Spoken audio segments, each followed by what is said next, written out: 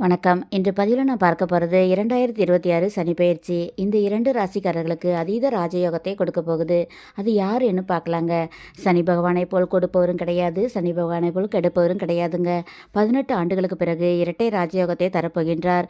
March 6ஆம் தேதி மாசி மாதம் வெள்ளிக்கிழமை அஸ்த நட்சத்திரத்தில் சனி பகவான் பயிற்சியாகிறார். வெள்ளிக்கிழமை சனி பெயர்ச்சி வருவதால் இந்த சனி பெயர்ச்சி யாருக்கெல்லாம் லாபமோ அவருக்கு இரட்டிப்பு லாபம் கிடைக்குங்க. அப்படி பார்க்கும் பொழுது ரிஷபராசிக்கு லாப சனியாக வராருங்க. அதனால் ரிஷபராசிக்கு முன்னேற்றம் ஏற்படும்.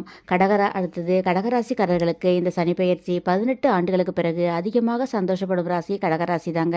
தங்கள் வாழ்க்கையில் நினைத்ததெல்லாம் நடக்கப் போகுதுங்க. சனி பகவான் பாக்கிய சனியாக வரும்பொழுது 100% நல்லதே நடக்கும். அதாவது ஜெயில் தண்டனையிலிருந்து உங்களுக்கு விடுதலை கொடுக்க போகிறார்.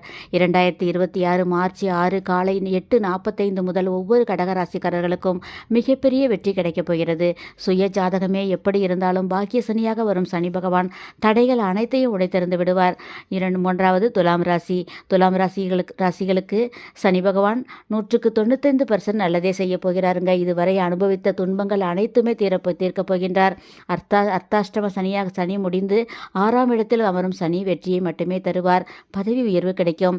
விருச்சிக ராசிக்கு 18 ஆண்டுக்கு பிறகு இரட்டை யோகம் தரக்கூடிய சனி பெயர்ச்சி நடக்கப் போகிறது. கடந்த 3 வருடமாக தங்கள் பட்ட துன்பம் அனைத்துமே இந்த சனி பெயர்ச்சிக்கு பிறகு தீரப்போகிறது. மகர ராசிக்காரர்களுக்கு இந்த 2026 சனி பெயர்ச்சி 6/3/26க்கு